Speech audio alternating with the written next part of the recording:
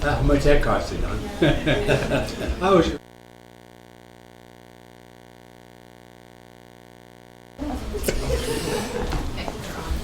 That's all right, I wouldn't get one from Lisa either. Well, good evening, ladies and gentlemen.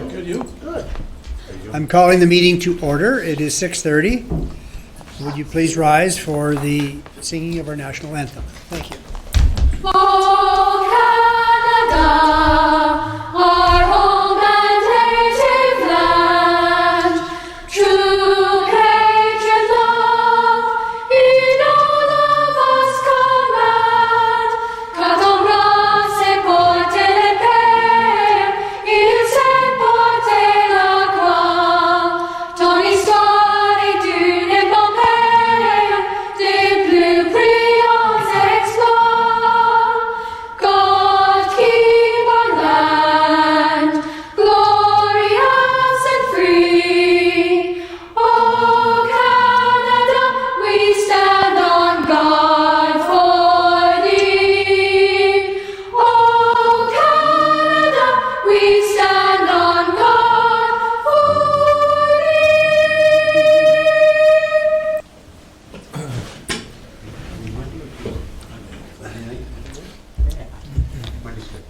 Good evening, trustees. Good evening, staff.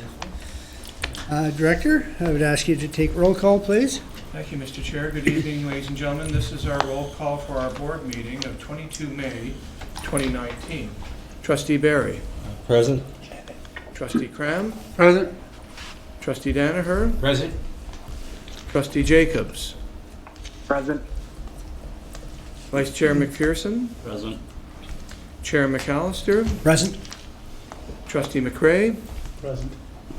Trustee McDonald. Present. Trustee Parisian. Present. Trustee Schooler. Trustee Swan. Present. Student Trustee Bushra-Kadra. Present. Thank you, Mr. Chair. You have quorum. Thank you, Director. I'm looking for a mover and a seconder for consent agenda items 501 to, which is 502 to 504. Trustee Barry, Trustee Danaher, moved and seconded that the Upper Canada District School Board approve consent agenda items 5.02 to 5.04, May 22nd, 2019, as submitted. Please cast your online vote.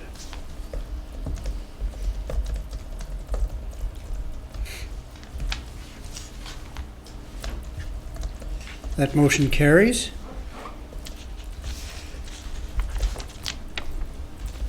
Item 7.0, there are no agenda items under this unfinished business category. Item 601, I skipped that, I apologize. Are there any conflict of interest declarations? Seeing none, we'll move to 801. Director, your comments. Thank you, Mr. Chair. I'd like to bring to the board two topics this evening. One is all of our principals and vice principals are working extremely hard to support their staff with the provincial assessments that are taking place in grade 3 and 6 in all schools in Ontario, including schools in the Upper Canada District School Board. We know that our students and our staff have taken many steps throughout the school year to prepare for this type of assessment as a way of demonstrating another opportunity to demonstrate their learning. We certainly wish our students well in their opportunity to engage the assessments this spring and to share what they learn and understand about the curriculum up to this point in the academic year. We also want to make sure that we thank all of our staff at their schools who are making an extra effort to host these special assessment days. Mr. Coombs and I were in schools today, and Mr. Ferguson and I were in schools yesterday, and we recognize the extraordinary measures that staff take to make sure that students are prepared and that the environment is conducive to an opportunity for students to share their learning. So that was topic number one, Mr. Chair. And topic number two is to bring to the board an update on the Director's Award of Merit for the spring nominations. We had 40 nominations during the spring call for expressions for nominees for this award. I want to remind members of the board that this award came out of the school climate surveys, staff climate surveys a few years back, and through the board's direction instituted this award as part of recognizing a wide array of employees who have demonstrated going above and beyond the call of their work. And it's always a tough decision. The senior team looked at these nominations, and we have the following people that we selected. Kim Melvin Long, who is a long-serving principal. I know, Mr. Chair, you know Ms. Melvin Long quite well from your ward at Linklater Public School in Gananoque.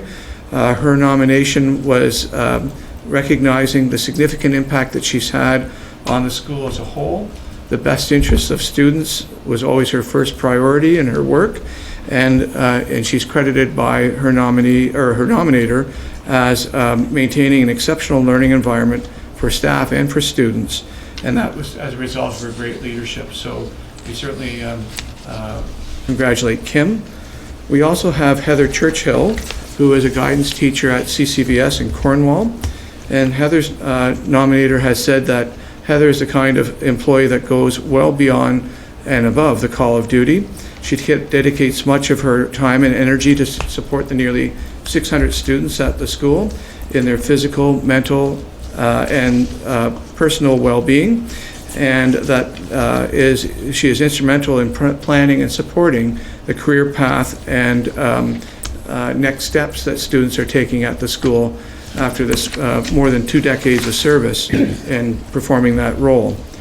We also have, Mr. Chair, Rosemarie Hughes-Denny, and Rosemarie is a grad coach that works at the central office here and formerly at Thousand Island Secondary School as a guidance counselor. The nominator had indicated that at the heart of Rosemarie's success is her ability to foster trusting relationships with students who are disengaged from school for a number of reasons, including mental health, home life, learning challenges, and social skills. She's kind but firm and flexible while holding students to very high standards in terms of student achievement and in terms of their personal success. As well, Mr. Chair, we have Beth Stairs. Beth Stairs is a LRT and math teacher at Queen Elizabeth Public School in Perth. She is credited as an employee that understands students, motivates them, inspires them, and puts them on a path to a lifetime of engaged learning, and many other accolades that her nominator provided as well. And our last two that we wish to highlight are our employees. Tanya Mason. Many of the members of the board here have been party to Ms. Mason's presentations. She's recognized by her nominator as a personable, one-of-a-kind, energetic, and highly competent teacher. who has brought forth new technologies and its value and flexibility to staff and students. And because of her, she's really moving the needle on technology-assisted learning for many of our students and certainly our staff to support those students. And lastly, many members of the board will know two people, our receptionists at the front office here, Lonnie Drover and Chrissy Davis, who are being recognized by their nominator as two people who go above and beyond their regular duties by providing support and exemplary support and service at the front desk of the school board office. They are always there to offer support, says their nominator, and you can wholeheartedly depend on both of them to achieve the work that they've been assigned to do. So it's with great pride that we bring those to you this evening, Mr. Chair, and trustees to know that we've had always many nominees, more than we could ever ever accommodate in the entire year of the Director's Award of Merit. In case you're counting this year, Mr. Chair, we've had close to 300 nominations this year for something that the board brought forward only a year and a half ago. So it's my pleasure to bring those to you tonight. We congratulate the nominees that were selected, and we look forward to celebrating them at our annual spring event next month. Thank you very much, Director. I echo your comments in terms of congratulating the recipients of the Director's Award of Merit. Each and every one of them were very worthy recipients. I'd like to also comment on other celebrations that we had. On the 10th, last week ago Friday, Trustee Danaher and I were visiting Tugwa Secondary School, and we had a wonderful visit, and I was truly impressed by the resources that are available at that school. The other thing I'd like to mention is the 14th. A number of us, including the Director and Trustee Barry and Trustee Cram, we were in attendance at the retirement celebration of our employees. And that was truly a magnificent event. And it was sad to see some people go, but it was also a nice way to see them go. And the other thing I wanted to mention was on the 16th, Vice Chair McPherson and I, and the Director, I guess, and a number of others, were in attendance at the celebration of life for Christine McLaren at Smith Falls District Collegiate. And it was very emotional for us. Christine was a colleague of mine and a friend, and she exemplified the arts, music and the arts at SFDCI, and the people who were there did her proud. Really, that is the end of my comments. We have no delegations and presentations. We'll move on to 11:01, which is a report of the Special Education Advisory Committee. Trustee Cram? Thank you, Chair. I have a question. Yes. Okay. To the Director. You may want to rule it out of order but I'd like to ask it anyway.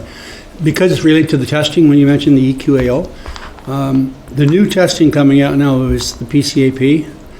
Do we have any involvement in that PCAP with our board? And can you give me any indication of how that's going? Mr. Chair, through you. Trustee Graham? Sorry. Pan-Canadian Assessment Program. Mr. Chair, through you, I don't have any comments at this time. I look to Mr. Lowshaw to see if through his department he wishes to flag that for trustees at this time, and I'll just turn it over to him. Through you, Chair, we don't have a comment to share at this time either, but we'll certainly look into it and report back. So do I take from that we don't have anybody participating in it right now? Not to my knowledge, Mr. Okay, Chair. thank you. I know it's coming from the Minister of Education, and it's predominantly grade 8, I believe. So. As I said, we will return to the agenda. 11:01, a report of the Special Education Advisory Committee. Vice Chair McPherson. Thank you. SEAC met 7th of May in the boardroom here. There's a lot of information in this report, so I'm just going to hit the high points. Our first presentation was by Dr. David Armstrong, and he essentially talked about educational assessments and other assessments that his department does. They did touch on the point that we are still short one psychologist. It's kind of a hard position to fill. And then we had a report, I believe, on the special education staff update and changes for 2019-2020, and that was presented by Superintendent Ferguson. And again, I refer you to the report in front of you for detailed information. The last part of our very full agenda that evening was the superintendent's report, essentially highlights of what's been happening in Spec Ed in the past month. And again, it is very well presented here. Our next meeting was actually yesterday, and that is to be held on Tuesday, May 21st, 2019. And like the board, we're kind of doubling up on our meetings at this time of the year. So there's your report. Any questions, either direct them to myself or Chair or through Superintendent Ferguson. Are there any questions? Seeing none, we will move to item 1201, which is a review and the findings concerning special education in the Upper Canada District School Board. And I will turn this over to you, Director, and then Superintendent Ferguson. Thank you, Mr. Chair. Through you, it's our pleasure, trustees, to bring to you this evening the external review report that was commissioned in January and conducted between January and April of this year, March of this year, really, I should say. Superintendent Ferguson and Principal of Special Support Services, Debbie Banks, are both here this evening to be part of the presentation to provide an overview of the report, the key findings and recommendations that stem from that report, and what staff recommendations will be this evening, Mr. Chair, in light of the report that we've received. So I'll turn it over to Superintendent Ferguson. Through you, Mr. Chair.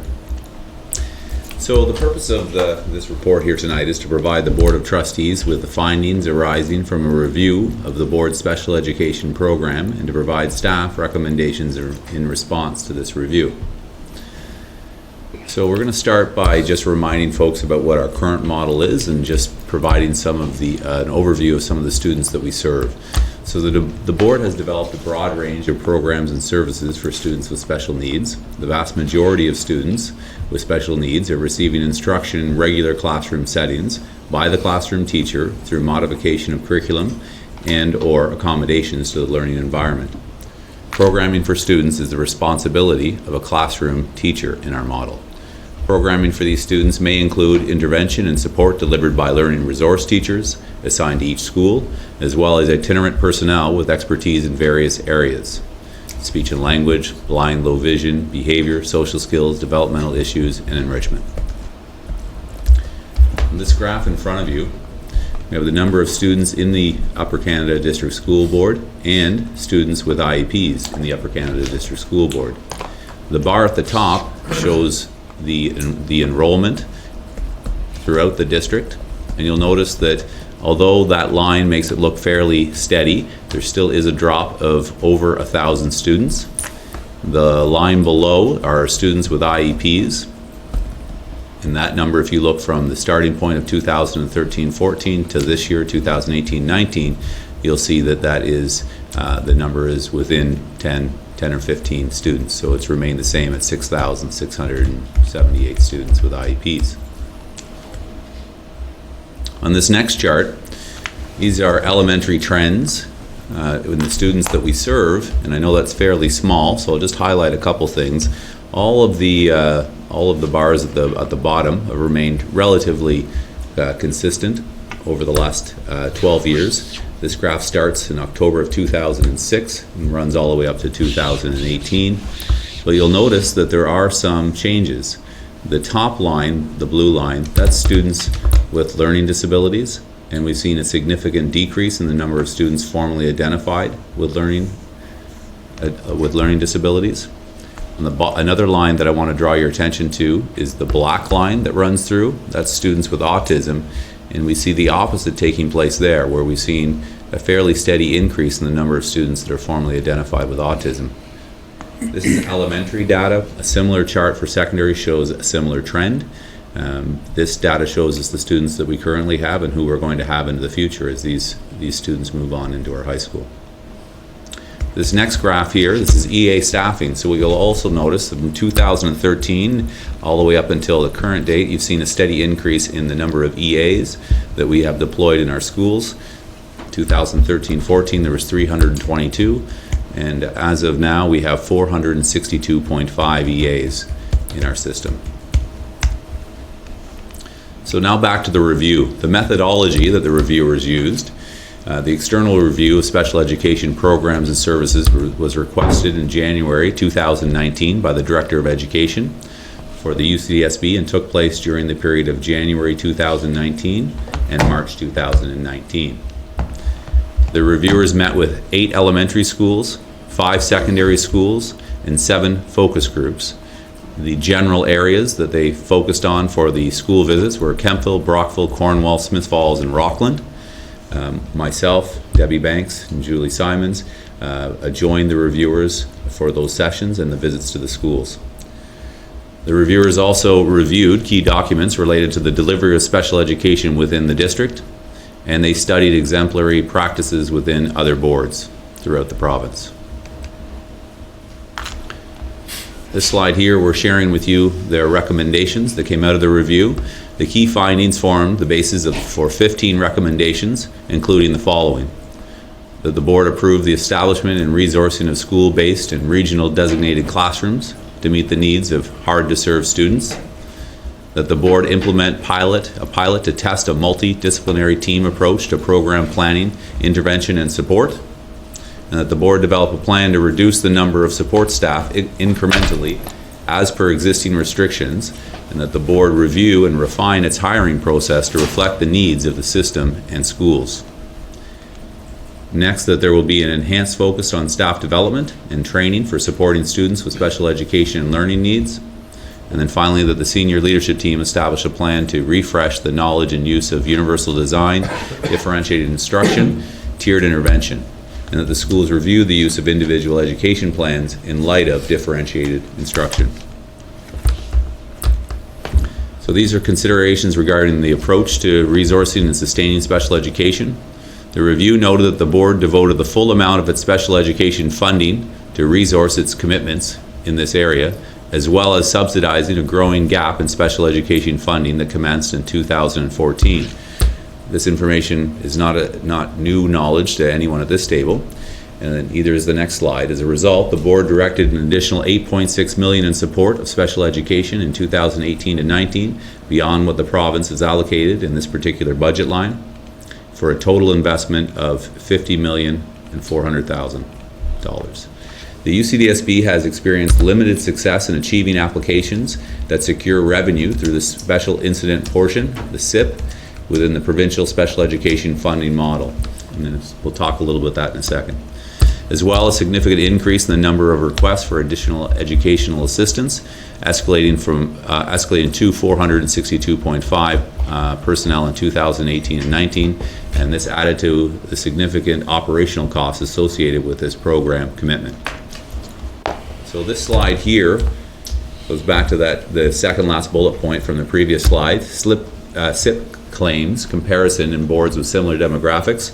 So the ministry was asked to just provide us without names of 3 other boards with similar demographics to us, and you'll see that the UCDSB is the first one on there. It's the smallest portion, the small green one, 134,000, and going up from there, 500, 600, and in the middle one, board number 2, $2.2 million that they were able to acquire from the ministry in additional funding for special education. This next slide here, this talks about students with IEPs. So accessing special education services. Currently 6,678 students in the Upper Canada School Board have an individual education plan, or an IEP. There are approximately 2,600 identified students and 3,500 non-identified students with an IEP in the UCDSB. This is approximately 25% of all students in our entire student population are receiving special education support. Provincially, the average is 17% of students receiving special education support. So that first part was the review from the reviewers, and this is now talking about staff recommendations from the review. So in light of the review of the board's current approach to special education programs and services, board staff are recommending the following steps be taken. That the UCDSB will trial a program model at multiple sites during the 2019-2020 school year, resembling the Power Pilot program concept outlined in the external review report, and will report to the board on its implementation during the 2019-2020 school year. Next, that the staff will report to the board by no later than December 2019 on how IEPs are developed and implemented in the district, so to clarify general expectations for processes for developing, monitoring, and updating IEPs issued to students. And finally, that the financial forecast, revised estimate reports presented to the board during 2019-2020 will also include specific updates from staff about the Special Incident Portion, or SIP, allocation received from the Ministry of Education. At this time, myself and Principal Debbie Banks would be happy to answer any questions that you may have. Thank you, Superintendent Ferguson. I open the floor to comments, questions. Trustee McRae? Ron, would you define differentiated instruction for me? Sure. Through you, Mr. Chair. So differentiated instruction is something that's not unknown to folks in our board. It's something we've been working on for several years. Far back as I remember, at least 15 years ago that we were working on this, and it's a practice that still takes place. And that's where teachers in the classroom don't just teach one way and expect everyone to follow along with that. Their instruction is differentiated based on the students that they have in their classrooms. And so you can have a student that might be operating or being able to understand curriculum at a grade 3 level that's in a grade 4 or grade 5 class, but the way the teacher designs the lessons so that that student can participate, and so might a student that might be attaining curriculum that's a year or two ahead. So differentiating the instruction, just like the term says, to make sure that all students can access the curriculum and can be successful in the classroom. So the alternative is just sort of an arbitrary teach the same to everybody? Through you, Mr. Chair, yes. The thrust behind differentiated instruction is that it's not open up your textbooks, read chapters 1 to 4, and then answer the questions, every odd question at the end of the chapter. And then there you go, that's what everyone's working on. That would not be a practice that we're in favor of. And differentiated instruction would look much different than that. It might be some sort of project based. We have many examples around the board where students are perhaps researching Canadians that fought in World War II and then providing biographies for them. And students could have different ways to enter that at their level and still be successful. Whereas the other one that I described would be more challenging for some students and be expecting all students are going to learn the same way. Differentiated instruction allows for the differences and helps students succeed based on where they're at. Thank you. Trustee Through you, Cram. Chair. And Trustee Cram, then Trustee Swan. Thank you. Thank you, Chair. The pilot project, will it require the redesignation of LRTs to be spec ed teachers as opposed to a learning resource teacher? Through you, Mr. Chair. In the pilot projects and some of the conversations we had with the reviewers and with our team, we are conceiving of something that has learning resource teachers doing different work than they currently are. And they would be working as special education teachers in a classroom and working with students, whereas the model we currently have, that does occur sometimes with the LRT's work, but it would be the core of their work. Right now, LRTs split their time between working with students, but also working on a lot of the paperwork associated, helping their colleagues. So this would be shifting the focus to their work where they work directly with students primarily. The IEPs. The wording says that we're going to be looking at how the IEPs are developed. Should we be looking at how they're supposed to be developed? Like, in other words, do we have any students on IEPs who probably should not be on IEPs? Through you, Mr. Chair. Yeah, that's one of the things that we would be looking at, and when we say how they're developed and how they're updated, it would be what is the process for that when students are given an IEP, and what are some of the criteria we might be looking at, and working then with our principals and our school staff to come up with some more guidelines for them around that. And yes, with looking at the numbers, and that's what the reviewers, that's why they included that, and that's what they felt, that perhaps of those 3,500 non-identified students, there may be students there that perhaps an IEP is no longer necessary, and that through differentiated instruction and universal design for learning, that we could have those students not requiring IEPs. I have another question, Chair, but I'll give somebody else an opportunity. Okay, I'll come back to you. Trustee Swan? Given the pilot project, what is the projected amount of funding that we could get just for implementing this? Through you, Mr. Chair.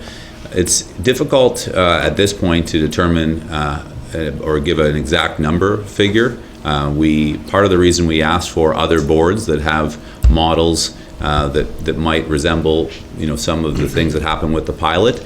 Some of those boards are able to generate 3, 4, 5, 10 times the amount that we are. Again, any pilot, you would be doing things incrementally, so you wouldn't get right to the same spot that those boards are in year one.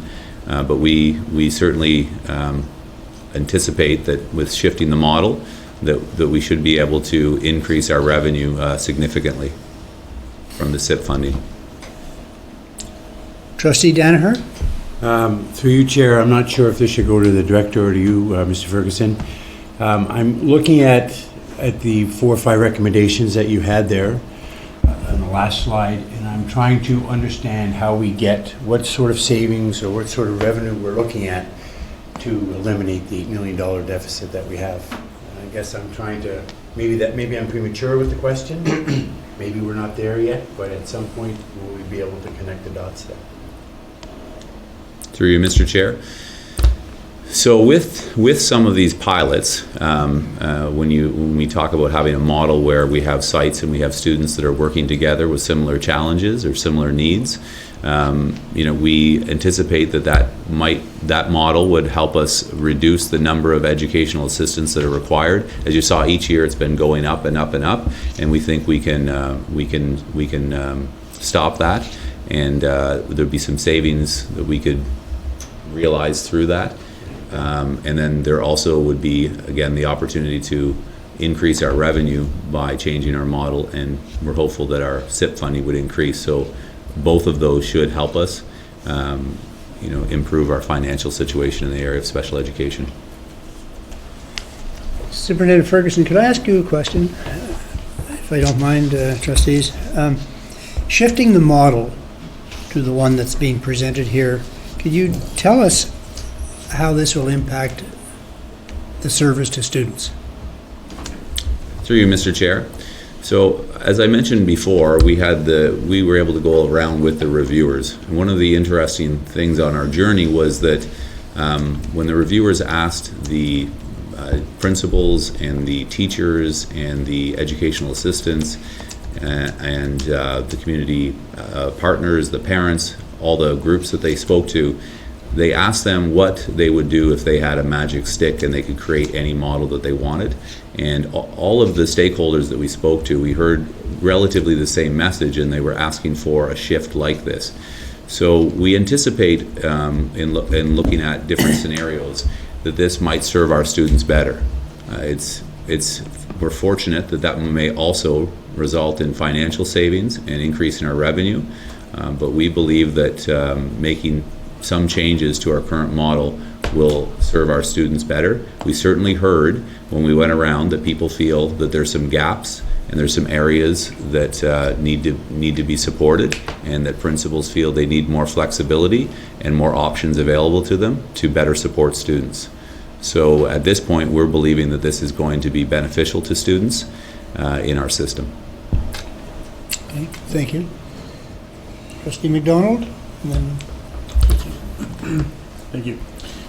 So my question is, a number of years ago, 3 years ago or so maybe, we made some significant changes to our spec ed delivery model. We had child and youth workers in schools, we moved to a different model. We implemented some things that would allow for that more integrated approach, tiered intervention at a level. And then if we go back, I guess another 4 years beyond that, we're looking at about 7 years, maybe it's not quite that far, where we actually moved to a model of inclusion. And we moved to all of our system designated classes being kind of amalgamated into individual schools. What are we proposing here that's going to be different and beneficial for students? And what data do we have to support that this is going to be an improvement for students? Because we made the change, a fairly rough change a number of years ago when we moved to complete integration into our schools. And then when we also made those changes to less child and youth workers in schools and more student support program people in place, we tend to have seen increase in behavior issues, or increase in EAs, I guess. I'm making an assumption on behavior. So how are we going to be able to support this with the data to show that what we have isn't meeting the needs of kids, and what we can do today or with this power pilot is going to be meeting the needs of kids to a larger scale, more improved? Through you, Mr. Chair. So as far as data goes, one of the things we hope to find out from this pilot, and that's why it is a pilot at this point, and it's in a limited number of schools, is to find out, do we see a decrease in the number of suspensions of some of these students? Is there a decrease in exclusions? Are there less referrals to the office? Are parents and principals reporting to us that they feel that their children and that the students that they're serving are better served in the select sites? As far as the question around inclusion, I wouldn't say that this is a move away from inclusion. It depends in part on what your definition of inclusion is. We have 72 school boards in the province of Ontario, and all claim that they're inclusive, and they all have very different models of special education.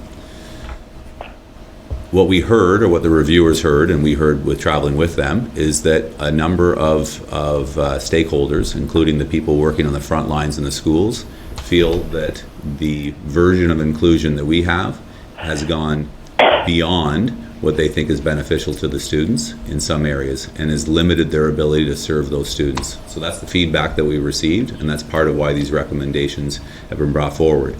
As far as gathering some of the data about how this might be beneficial, we hope to do that through the pilot, and that will be part of what we would be gathering. Schools keep very detailed notes on issues that arise with their students in their school, so we have that data as our baseline of how these students have been doing, and then we can take a look at if there are improvements, which we anticipate there will be for those students and for those schools. But again, we don't feel that this is a move away from inclusion. This is one of many versions of inclusion, and we think and we feel that the people we heard from feel that this would be something that would be beneficial for the students. Supplementary? Yeah, follow up from that one, please, Mr. Chair. So when we talk about the model that we're looking at more specific programming for individual students that would be moved into regular classrooms. So those students would be being provided additional supports and programming specific to their needs. as opposed to being in a grade 11 physics class? Through you, Mr. Chair. Yes, so you bring up the grade 11 physics class. You know, sometimes you have students that are students with special education needs, and they some people's interpretation of inclusion has been that they participate in a grade 11 academic physics class. You know, perhaps what might be a better use of that student's time is to be working on some life skills or working on some other you know, academic challenges that are at their level in a different setting. We, in the models that we've thought about and that we've talked about, it's not dissimilar to some things we're already doing. We have a model where students are withdrawn to work, for instance, on Empower, which I know folks here have had presentations on, are familiar with the benefits, where students are withdrawn to work on improving their literacy. This would look at expanding that, where students can be withdrawn to work on their social skills or work on their math skills, or withdrawn for part of the day to work on their self-regulation skills. So there's a variety of things that we can do. We also have examples in our board where there are schools that still do have classes that are more of a congregated setting, and we have things that we can learn from those schools. So it's not that we'd be doing something completely different. As you mentioned, this is a model that we've been familiar with in our board for a number of years. We moved away from it, and again, what we heard from folks is maybe we went a little too far. We certainly went beyond the ministry's funding model. So the ministry doesn't envision our model when they set up their funding model. So when they talk about inclusion and encourage inclusion, the model that we've adopted went beyond the limits of what their funding would support. Trustee McPherson, Trustee Danaher, and then Trustee Schooler. Thank you. The report that we have in front of us seems less harsh than the one that came from the reviewers. So is it safe to assume that the reviewers' report will be integrated into operational? That these things that you are recommending that you will do is going to incorporate the recommendations that we've seen in the reviewers' report? I guess the question is will the reviewers' report be incorporated into the delivery model? Through you, Mr. Chair. So when people put a report together for us in a review, those are their findings. It's a snapshot of what they saw in this given time in our board, and they give us their recommendations. We then choose which ones we want to bring forward and which we want to act on. There was 15, but you can see in the 3 that we have up there, the staff recommendations, they already incorporate some of the elements of what's been recommended. But you're right that at this point we're not suggesting we do all of the things that the reviewers have recommended or what they reported on. It's our prerogative and that of the board to decide which ones we act on, and this is what we're bringing forward at this point. And other parts are not what we're focusing on at this time. Trustee Danaher. Through you, Chair, to Superintendent Ferguson.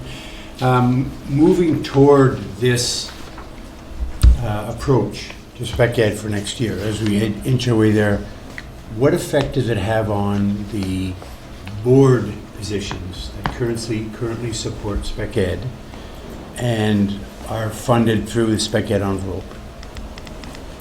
Mr. Chair, can you just clarify for me financial impact on the board, or what is it? Yeah, I'm not looking for the names of positions, but what effect does it have?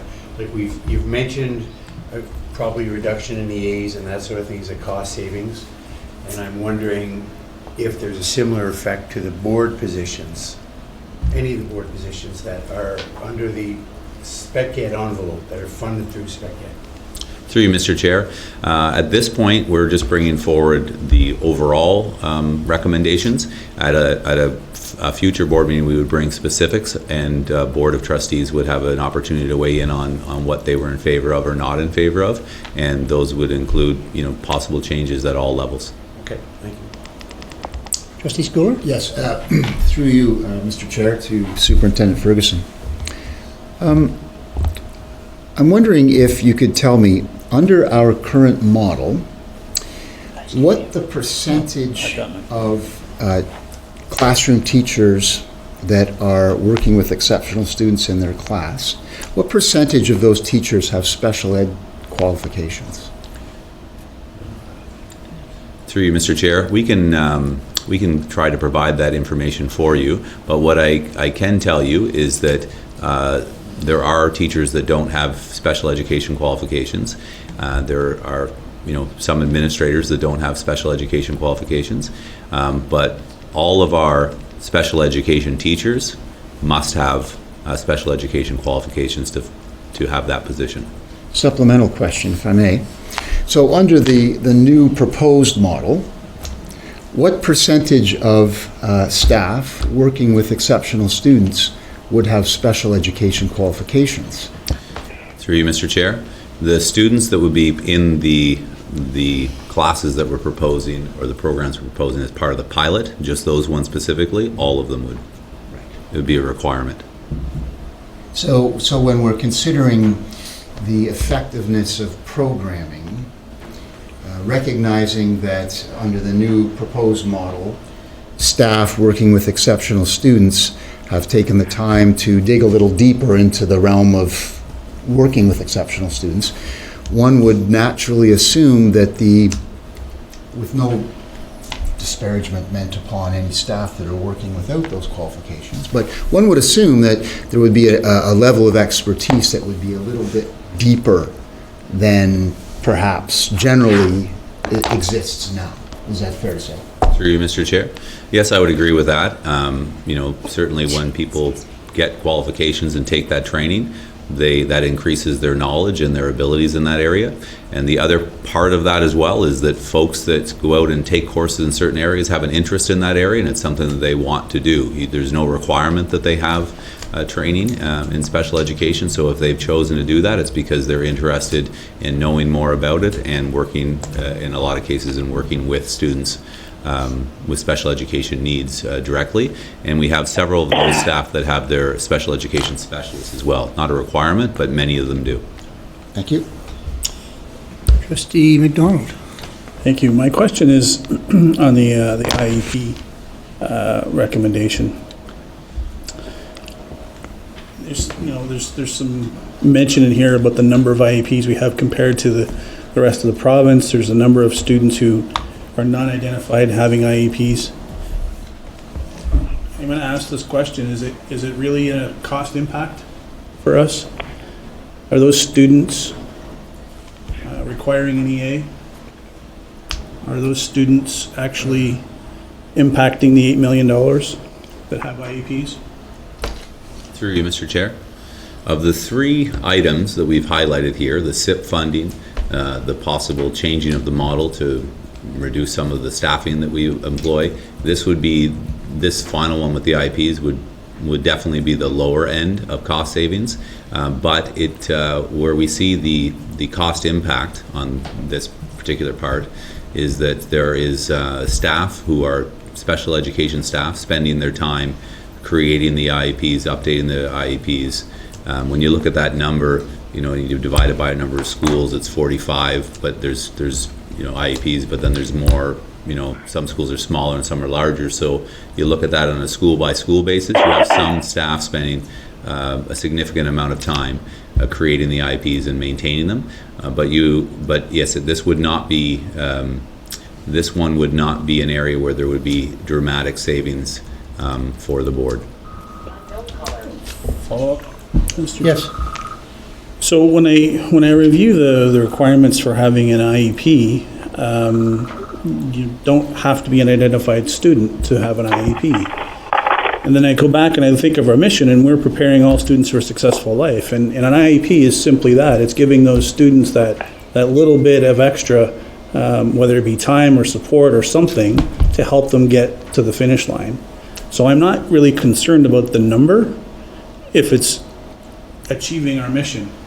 If it's not driving the dollars, then it's actually doing what we intend it to do, achieve the mission.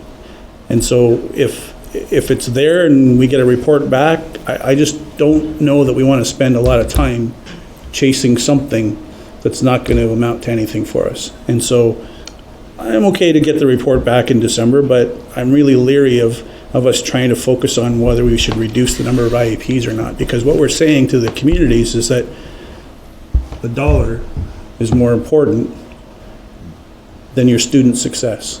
And that's a wrong message, if that's what we're doing right now. If these changes are being done to help students, that's great. We still may have an $8 million deficit. We've got to find another way to deal with things. This isn't about reducing costs. This is about delivering program to our kids. And I think that's an important piece that we have to put in place.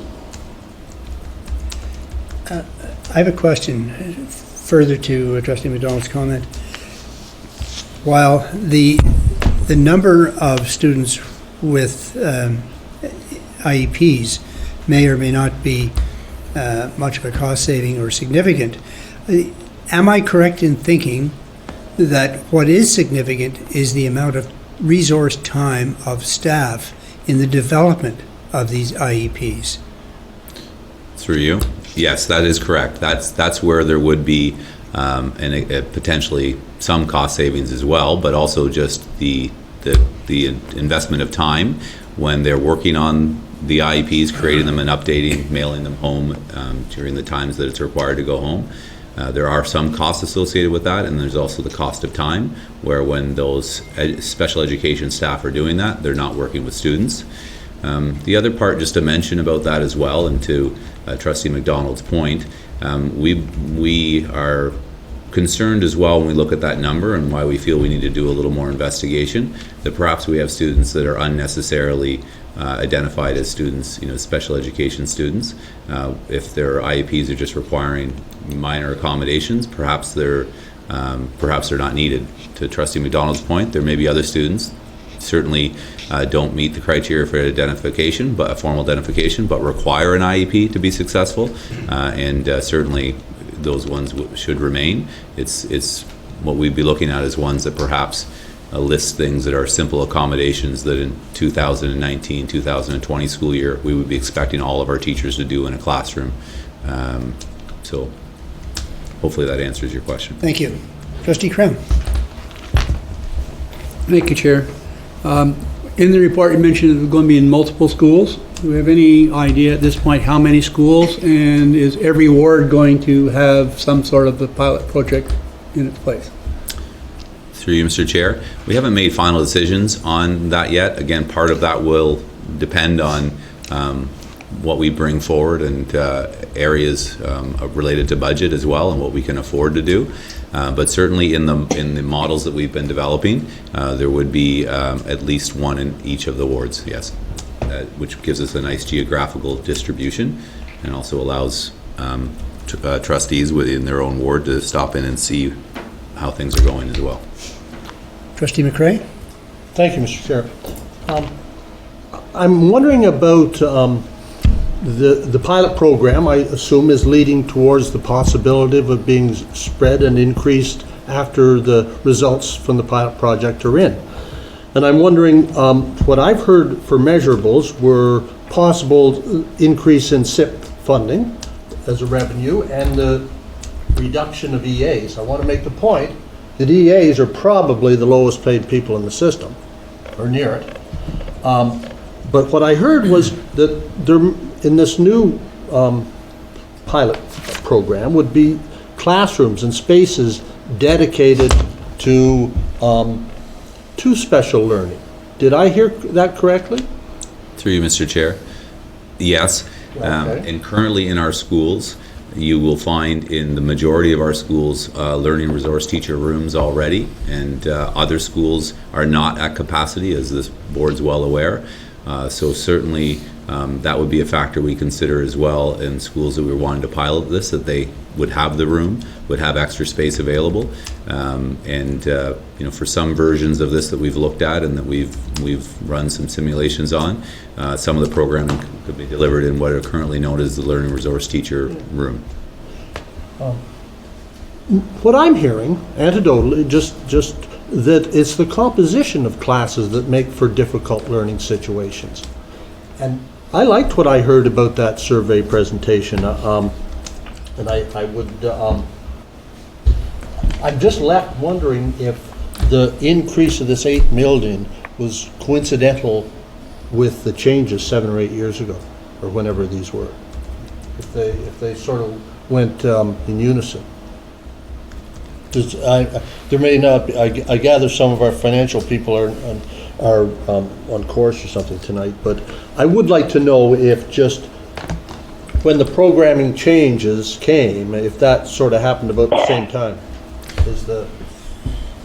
Through you, Mr. Chair, yes. I mean, there's one of the slides here, and that's why it's included. And although you mentioned that, different staff members are paid at different amounts, when you add the number of folks that are being hired, it quickly, can add those costs up. So certainly a model where we have multiple educational assistants being hired, and I have the graph up again here now, those increases, those mirror our cost increases. That's the vast majority of expenses in special education are salaries. Yeah.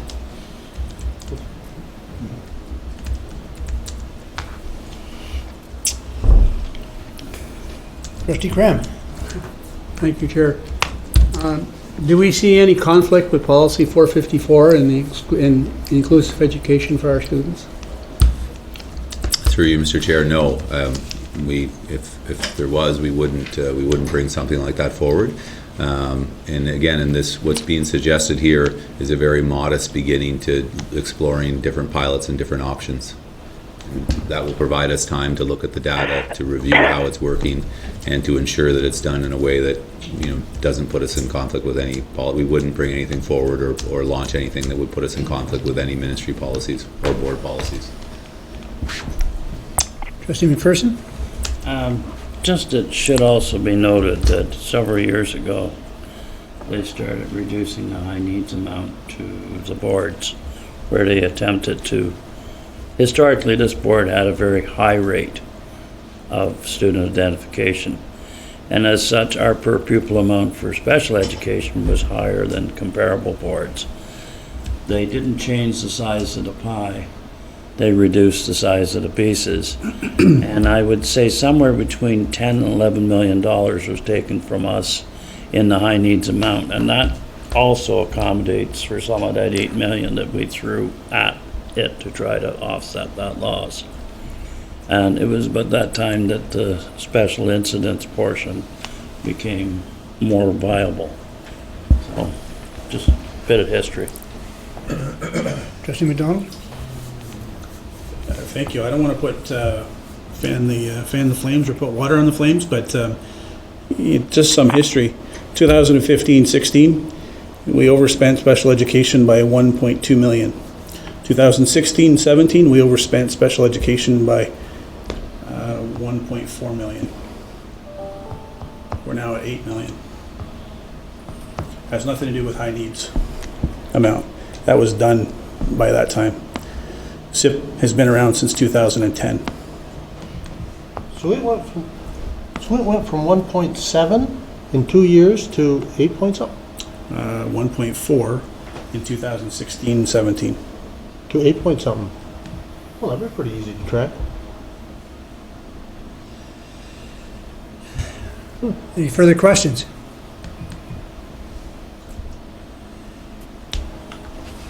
Ladies and gentlemen, we have a motion which has 3 parts, and I would like a mover and a seconder, and we will vote on each one separately. Moved by Trustee Cram, seconded. What's the motion? It's essentially this here on the recommendations from staff. Trustee McCray, seconder. So I'm going to read the first motion, and we will vote on it first. That the Upper Canada District School Board will trial a program model at multiple sites during the 2019-2020 school year, resembling the Power Pilot Program concept outlined in the external review report, and will report to the board on its implementation during the 2019-2020 school year. Please cast your vote. Question. Yes, Trustee McPherson? Process. SEAC, we viewed the reviewer's report. At that point, the thought was that when we met on the 4th of June, that we would receive this report. And as such, SEAC at that point was going to make recommendations to the board as to the adoption of this report. So, have I got it wrong, or are we putting the cart before the horse? Director? Mr. Chair, through you, SEAC still has an opportunity to provide advice to the board, both in terms of what it saw in the report and also how the board has chosen to dispose with the report through these recommendations. So I don't believe it presents that barrier.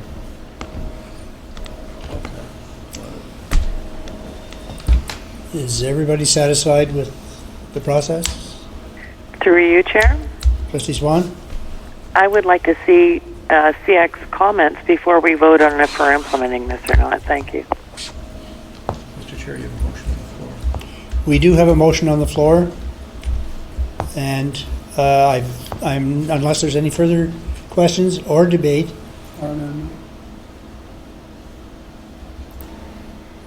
Pardon?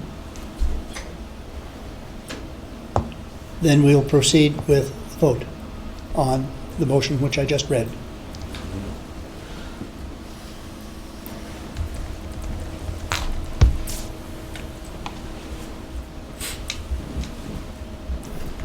Is it coming? I didn't get mine.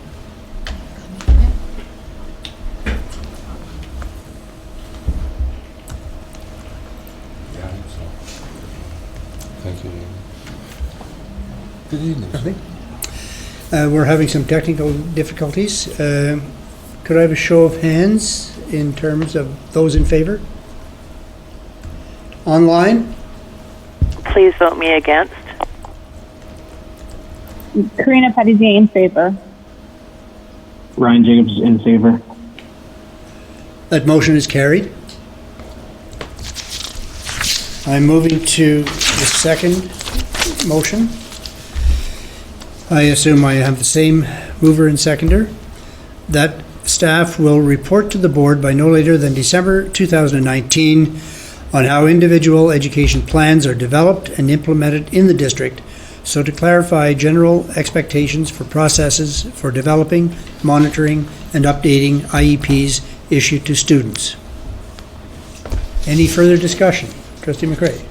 The two measurables, the SIP and the EA, the number of EAs, to me, a third would be a follow-up questionnaire with the principals who were asked initially, the principals and the staff.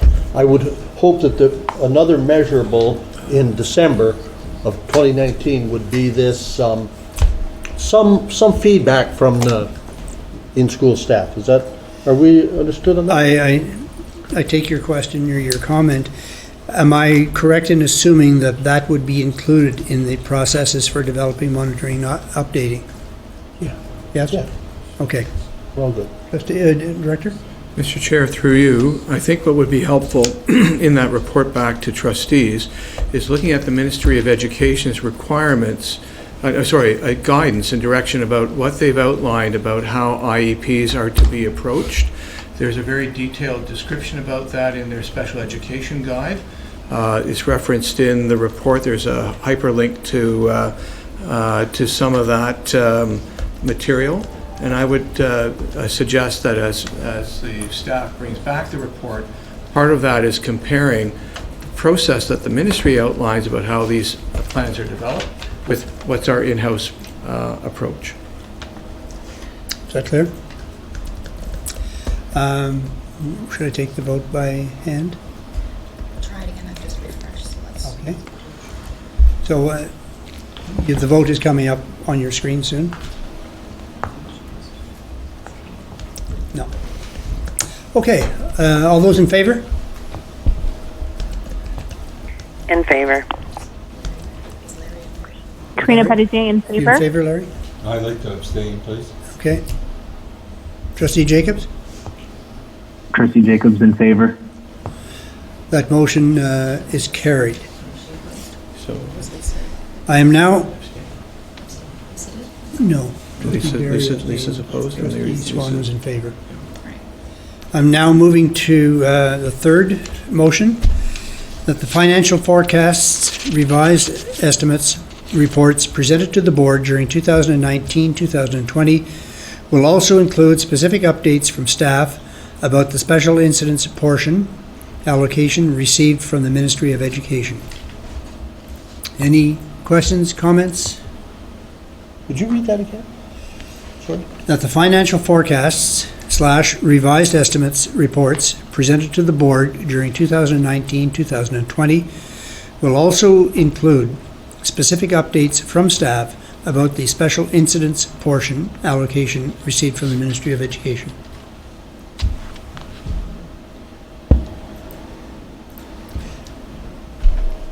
Can we have a discussion here? Yes? Can you please expand on special incidents?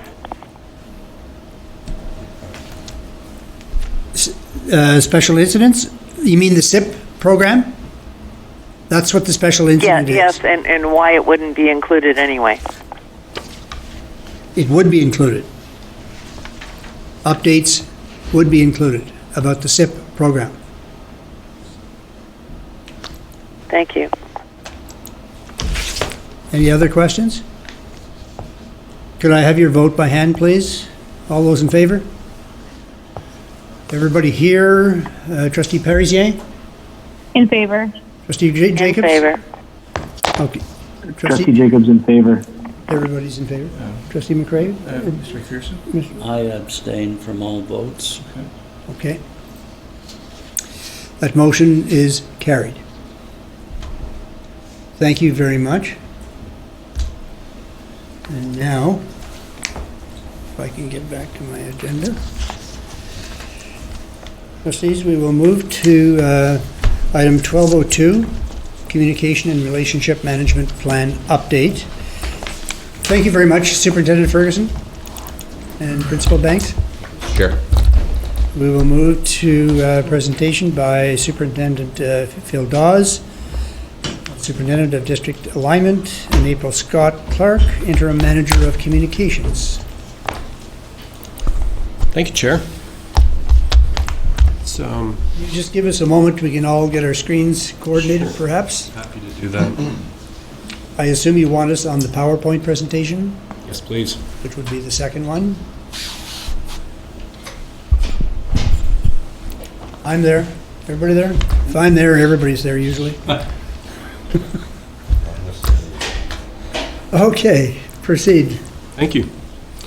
Certainly my pleasure this evening to have this opportunity to present to trustees the information as it relates to the work that's been happening this past year in the Communications Department, and some information about where we see the Communications work plan going for next year. As you mentioned, Chair, I'm joined by our Interim Manager of Communications, April Scott Clark. Not coming through? Is that better? Okay.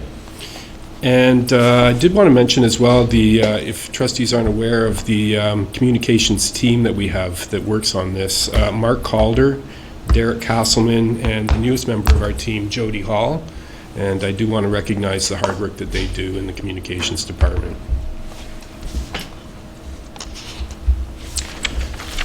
So for trustees that aren't familiar with this, it's become a bit of a tradition now to do this report. We have a policy in the Upper Canada District School Board, it's Policy 300, which speaks to the importance of open two-way communications across our board, all 12,000 square kilometers. And there's a communications procedure that's attached to that policy, 300.1 to be precise, that articulates the expectation of this annual report to the board on the communications work plan. And so that's what tonight is all about, and it's certainly aligned, as we tend to recognize regularly, the connection with the board's mission, we prepare all students for a successful life. So my intention tonight, with some help from April, is threefold. The bulk of the presentation will walk you through the work that we've been doing this year in the communications area, and that really was driven by last year's presentation of the work plan to the Board of Trustees. Following that, I can give you some information about feedback that we've been receiving throughout the winter and the spring period to get out and talk to people about their feelings as it relates to communications in Upper Canada, and take that information and look ahead for an updated vision and plan for 1920, which is the third item of the agenda. Whoops. Here we go. So what I wanted to start with was this visual. 2 years ago, we really started with the introduction of this concept, and that was just the first part, the top part of the visual. We talked to trustees at that time about a work plan that would incorporate all of the things that we were doing in the communications department and try and envelope that into what we called the 4 pillars. So a couple of years ago, we had a focus in the communications area to do exactly that, take all of our work and categorize it and understand what we were doing based on targeted school support, that is individual support to schools on an as-need basis, what we call board-wide school support, so that is information that's provided through a communications function that's more district in its scope. Advertising marketing, of course, is an important function of our department. And finally, committees, events, and district support. Could we really understand which committees we were sitting on as a communications team and ensure that our efforts were being directed as effectively as possible?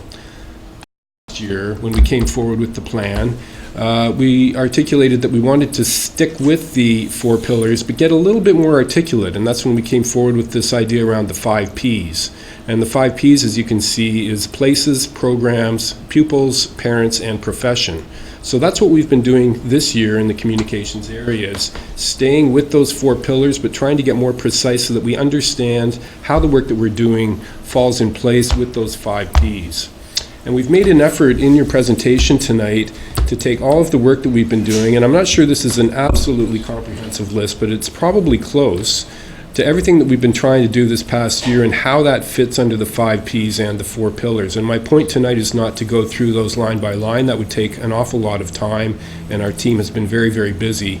But you can see that the big idea on this, I think, has paid dividends. It's really allowed us to get a lot more focused in the work that we're doing and specify why we're doing it. But what I did want to do tonight was take each of the 5 Ps and provide you 1 or 2 examples of the work that we've been doing under each of those areas. So that's the intention. And we've got a few videos to share with you as a means of sharing that information as well. So we'll see if the technology works. So let me start, if I could, with places, the first P of the 5 Ps. And it might seem rather obvious, but really our intention this year was to ensure that we got to as many schools as possible. And what in communications was we were hearing a lot from some of the same schools that really understood what we could do for them, and we wanted to make sure that we weren't misrepresenting or underrepresenting the possibility of supporting schools that we weren't hearing from.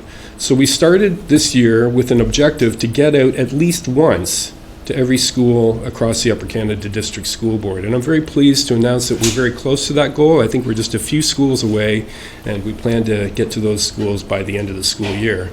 And it's been very interesting to see the focus in our department and trying to get out to schools just to make our presence known, to meet with the staff, with the principals, to understand what are the good news stories that are happening in these schools. And do they know that they can get communication support?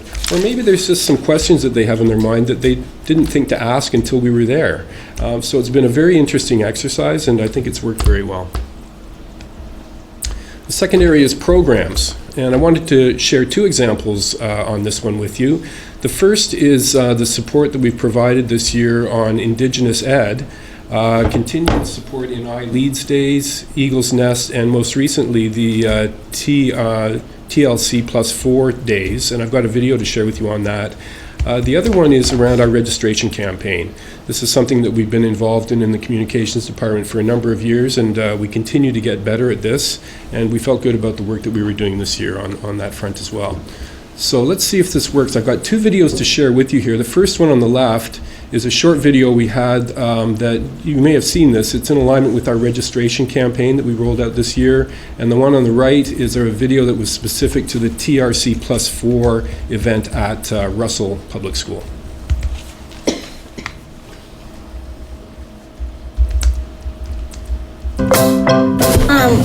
Our Our school's the best in the whole wide world.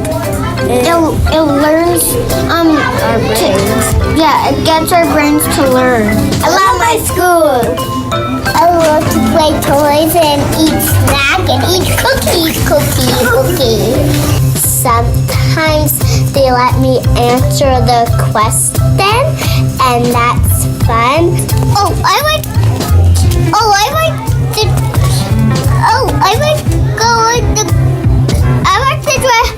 I like to go for a drive, and I like to go on a bicycle. Our family welcomes yours.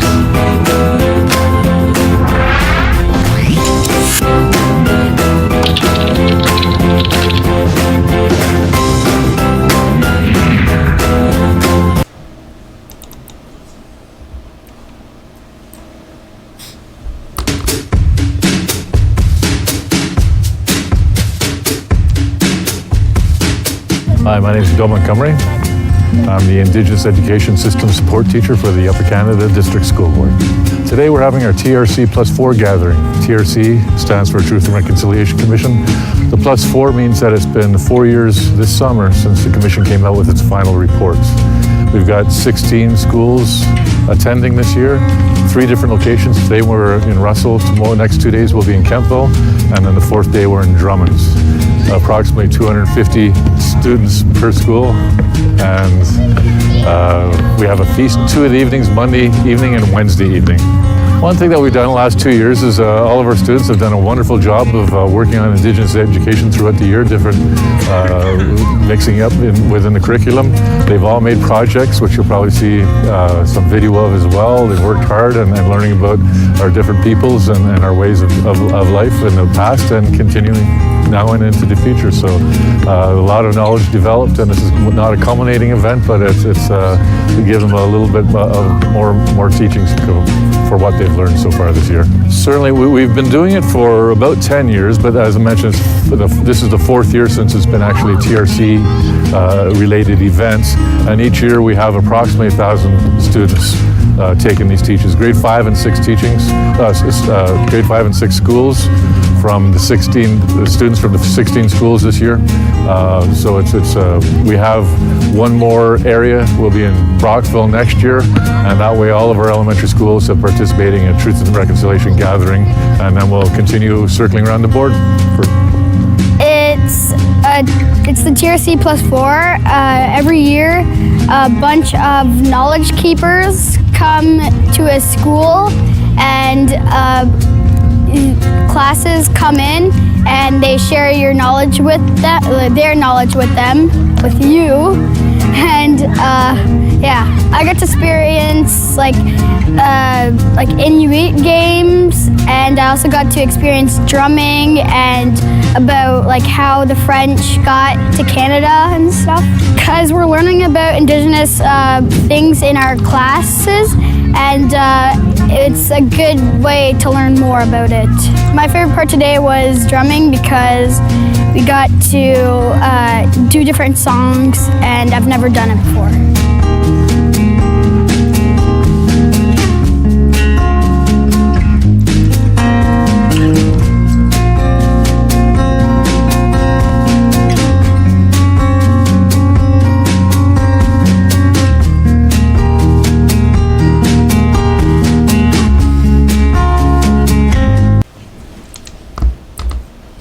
We certainly enjoy videoing the students. It's a great perspective on the things that are happening in our schools, and I think it's a great experience for them as well.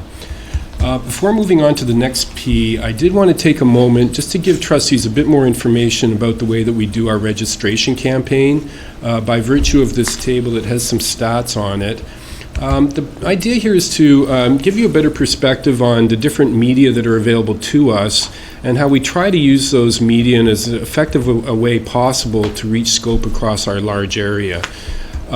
What I'd like to point out is the numbers on the left show the number of outlets that we've used in the winter campaign for the registration process. You can see radio, we used 4 outlets, and newspaper 15 outlets, which gives us a distribution rate of about 4,000 to 12,000 homes. Compare that to below, where you can see the impact of social media ads, where we've got an indication there of impressions, which is the number of times the ad is actually displayed, gets into the millions. In other words, 2,731,000 impressions that we're able to achieve through that particular mode of media outreach. Reach is the number of people who actually saw the ad, gets into the hundreds of thousands, in this case 170,168 when we did the winter campaign. But again, our intention is to use different types of media so that we know we're capturing as best possible different preferences, but clearly from these statistics you can see the immense impact that social media ads has when we entertain these types of campaign processes. The third P is parents. We had a very influential, I think, and important growth year in the parents category of the 5 Ps. The two things I wanted to identify for you, the first one is cannabis information sessions. As trustees are aware, with the legalization this year, there was an immense effort through our health agencies to spread awareness across our region, and our communications team played an important role in helping to get that messaging out.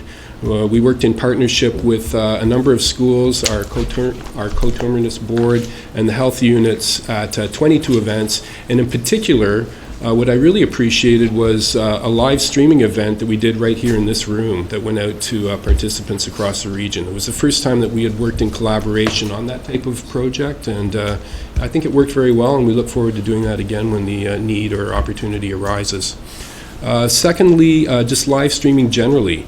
It's a focus of our communications department to live stream as much as we can because we know we're getting responses to this. And our in-school live streaming of events and graduation and sporting events is being well received, and it's something that we would like to continue on as a focus. Pupils, a very important P of the 5 Ps, of course. What we wanted to provide for you here as an example is the work that we've been doing on student success snapshots. These are opportunities we take with schools to go meet with students and actually tell their story by virtue of written word and or video. What I'd like to do here is share a student success snapshot that we produced with the help of a student from TR Leger. I won't tell the story for you. I think you'll find it more interesting to hear it from him directly.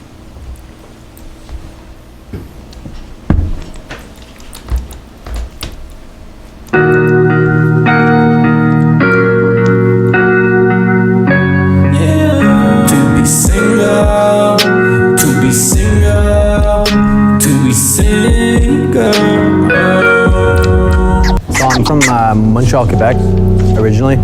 At 7 years old, I started playing guitar. My father was in a band, so I was really like instilled growing up.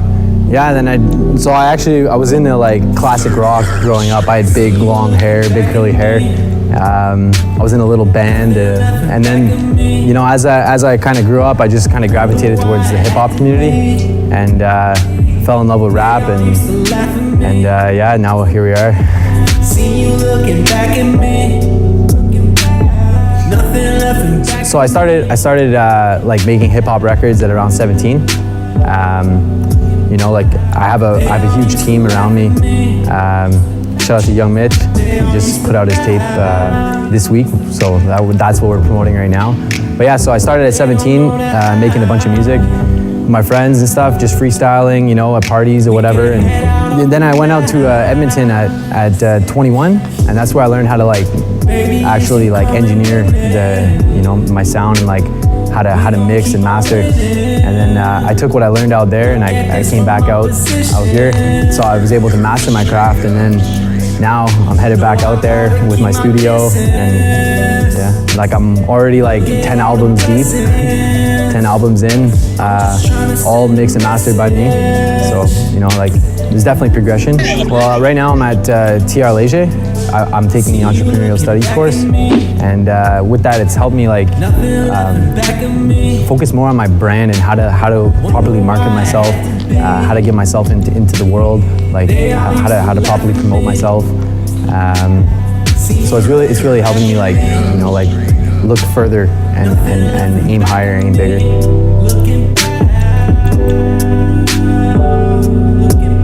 all the times where someone would have said I failed or I didn't get to I didn't reach my own expectations, I take those as learning experiences, and I keep moving forward, and eventually I'm going to be in a position where there's no competition around me because I've gotten to that level, right? So I'm just keep working. You got to believe, you got to set those goals. I'm a big believer in the law of attraction and manifestation. So if you see it here, you'll hold it here. Ask, believe, receive, all that, the secret, the power of now, Eckhart Tolle, all that. So I'm really goal oriented, and I plan to see everything through. Some places that you never get to see, I done seen twice. Hating on me, don't expect for me to be nice. Think I came a long way from the street life. Still I find it kinda hard for me to keep cool. We living in the jungle where there's no rules.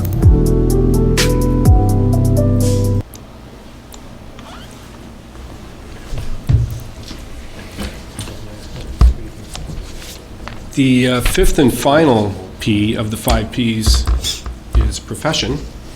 And the example we wanted to share with you this evening on this particular P is the support we've provided to staff across schools on social media and website support.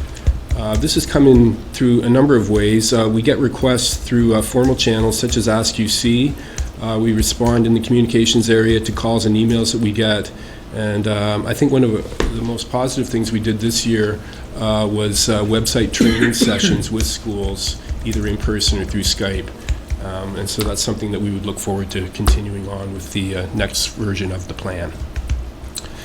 So Chair, I did want to take an opportunity to hand the mic over to April for a couple of slides to speak to you a bit more about social media. As you can see, this is something that comes through loud and clear in our presentation, and I thought it would be good for you to hear from her about what we're doing on those particular platforms. Thanks, Phil. I'm sure you're all aware that the school board is on many platforms on social media. We do view it as a valuable tool for engagement and feedback from our parents and from students, and as a marketing tool. It really allows us to make connections with everybody in our community, and it's a tool that we use a lot through our crisis communications, bus cancellations, in addition to just our marketing. So here is just some of our performance indicators to give you an idea of what social media really means and why we are relying on it so much. So you'll see that on the chart there's number of posts. That means the number of times that content was shared on a platform. So a single tweet, a single Facebook post, a photo on Instagram. Engagement is the number of times that someone interacted with that post. So maybe they liked it, they commented on it, they shared it. But then we have our link clicks, which is pretty obvious, the number of times that a link in a post is clicked. And our audience is the number of people who follow or like us on each of our platforms. So you'll see that our on Twitter and Instagram, our number of posts are fairly consistent.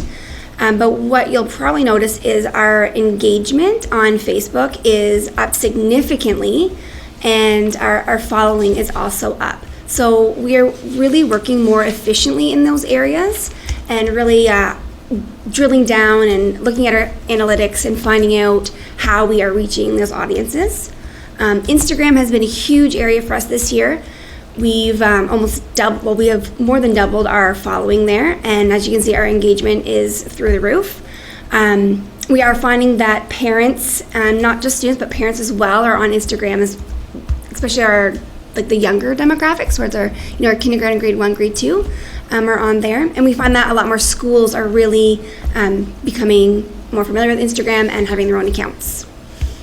We use Snapchat. Just the nature of the platform, we just create filters on that. So that are those fancy frames that go on after people take a photo. So over the last 6 filters, we've had about a 50% usage, and that equates to about 2,500 views. So that's everyone who has viewed our filters. All of our filters are branded UCDSB, and they're fun and engaging, so students like them.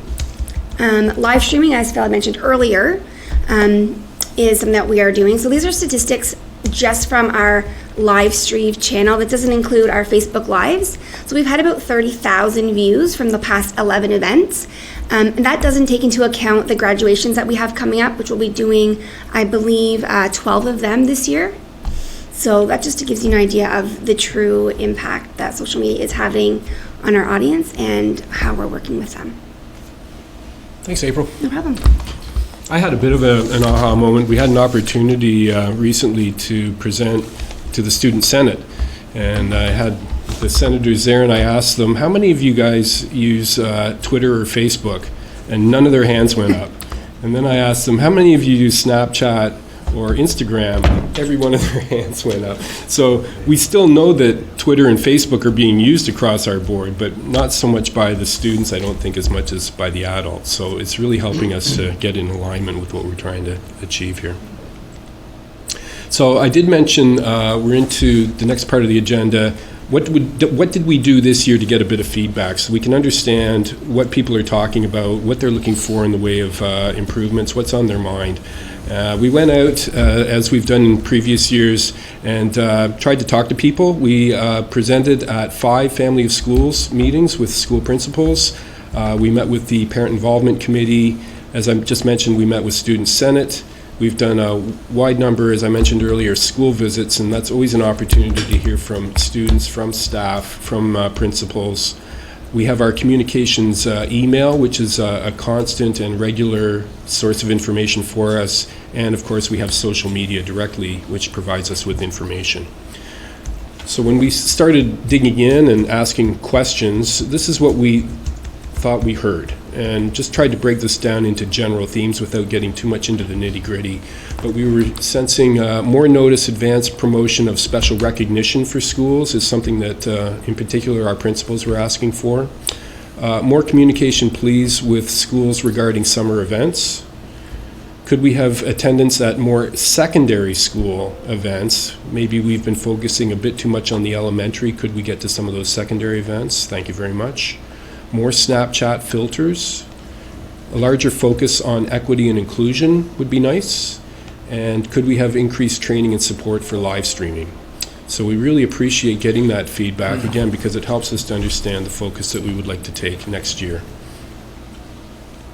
And so what are we thinking about for next year? Well, I would like to say we've had a good year with the 4 pillars and the 5 Ps. And I would really like us to continue with that as an approach. It's helped us to get very specific in the work that we're doing. However, speaking with the team and looking from the feedback that we've been getting and taking into consideration where our board is at, we're thinking that a nice focus for next year would be continued growth through an equity and inclusion lens. And I draw to your attention the presentation that Superintendent Coombs gave the board back in February. And from that presentation, the UCDSB is therefore committed to an equitable education system that upholds and reflects the principle of fair and inclusive education, which should permeate all policies, programs, practices, and operations. And we were thinking communications, what a wonderful opportunity to work with that big idea in mind, which would also help us to focus our work and capture the enthusiasm of our schools and communities. So that's our proposed plan for next year, stay the course with an equity and inclusion lens. So how could we get started on this? And I say getting started because obviously a large part of this work will require some ongoing conversation with Superintendent Coombs, with principals, with the senior team. But we have some ideas about how we could maybe get it started.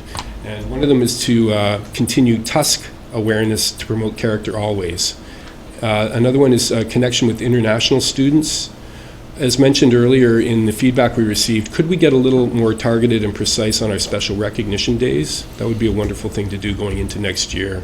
And continued update website content with a focus on equity and inclusion. So in closing things off, I did want to give a bit of an opportunity for TUSC to shine. And here's a video that we've been using to inform schools about TUSC and maybe having a TUSC visit at their schools through an equity lens.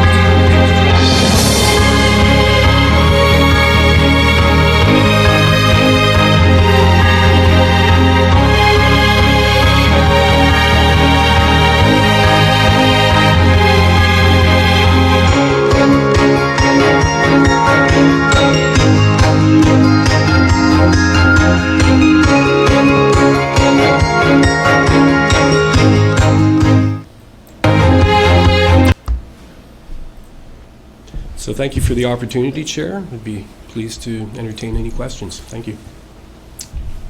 Thank you very much. Trustees, do you have any comments or questions?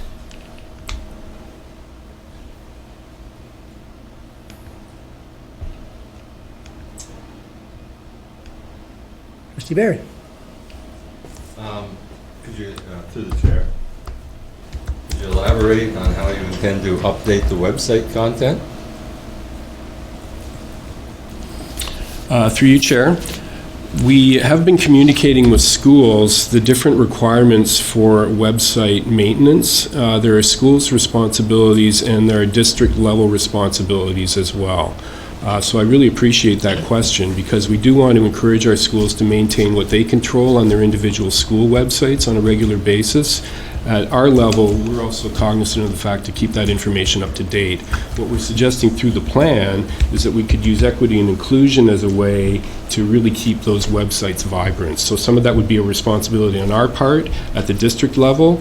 Another part of it would be informing schools about what they could do through their school websites through an equity and inclusion lens to keep their information topical.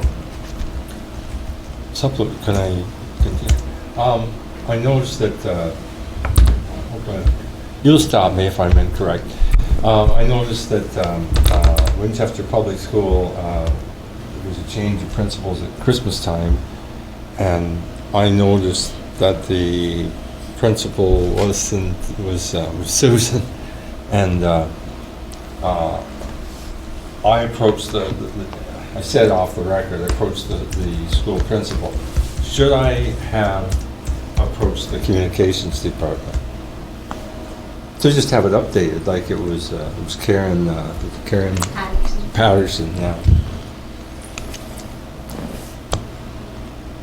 Is that a question for? Yeah, well, I think it's a question for Superintendent Dodds, but did I go to the wrong source? Like I didn't know. I guess your question is, if I understand it, is how can a school update their site, and I thought it needed to be updated. Who should I approach? Right.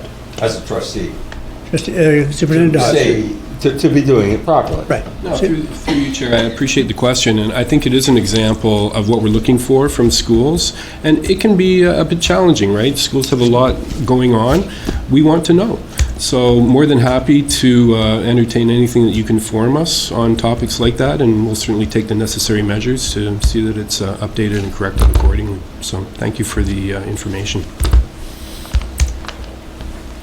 Any other questions or comments? Seeing none. You have another question? Please. Yes? Okay. Kindergarten registration. I was in the drugstore and heard it over the radio. I've seen some of it in social media. I know some of it was in the weekly papers. Let's not go there. But how is it going? Like kindergarten registration, is there any way to measure the effectiveness of the communications? Thank you, Chair. Through you, another great question. Thanks. What we do regularly is we monitor how many registrations the schools are actually putting online through the registration process system. So we monitor those statistics as we go, and I'm pleased to announce that we're ahead of where we were at this time last year in terms of schools actually putting that information through the system, and that's good for everybody because it helps with our staffing preparations and it helps with overall community knowledge and preparation for the school year coming up. So that's a measurable that we rely on, and this year it's been working very well in our favor. Thank you. Thank you. Any other questions? Trustee Cran? I guess a follow-up to Trustee Barry's question. Thanks, Chair. And I know how difficult it is, Phil. You've mentioned it already, but do we have any mechanism to ensure that schools' websites, for example, public document or public information like school council chairs, that kind of stuff is accurate for all of the schools? Thank you again for the question, through you, Chair.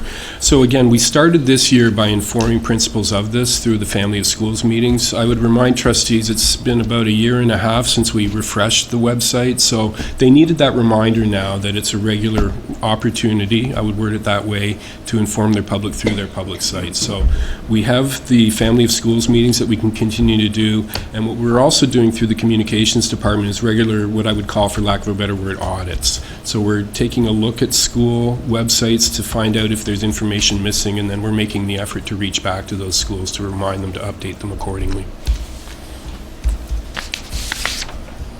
Trustee McCray.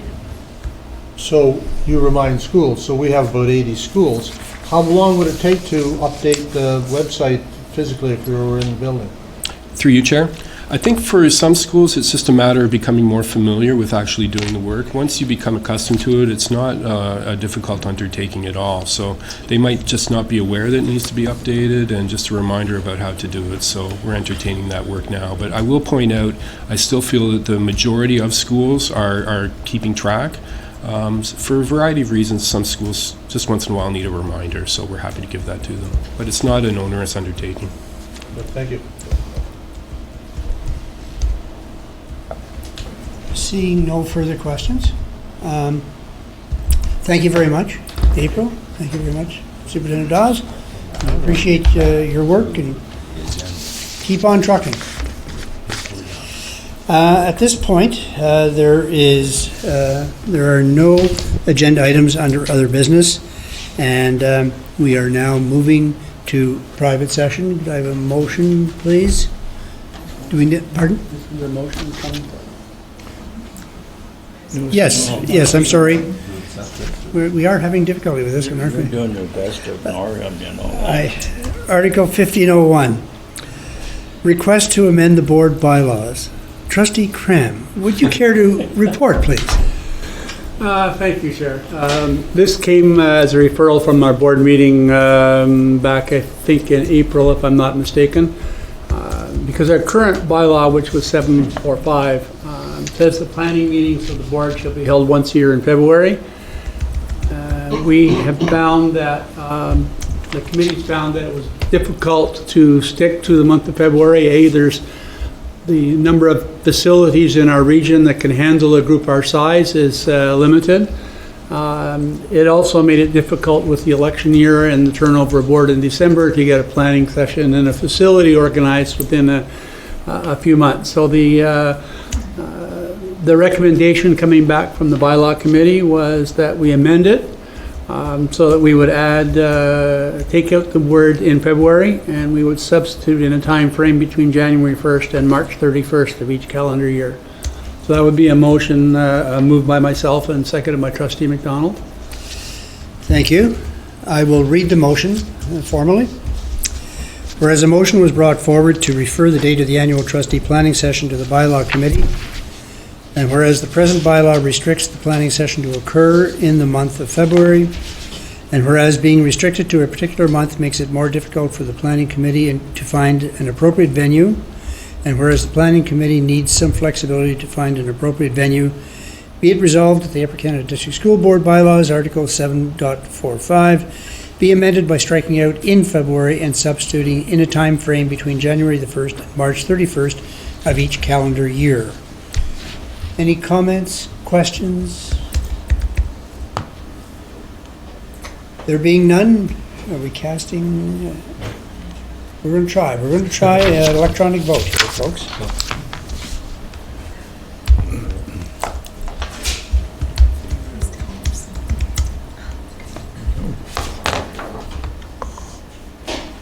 Say yes, David. Say yes. Yes. Okay.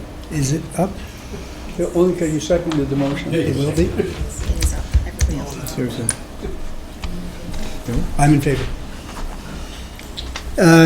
Trustee Swan? I already voted online. Oh, okay. In favor. All right, I guess everybody, that motion carries. Thank you very much. Thank you, sorry for the omission, Trustee Cramp. It was not delivered. We are now going to private session, correct? I need a motion to move into private session. Trustee Schooler and Trustee Barry, all in favor? And that's carried. So I will cede the chair now to Trustee McPherson.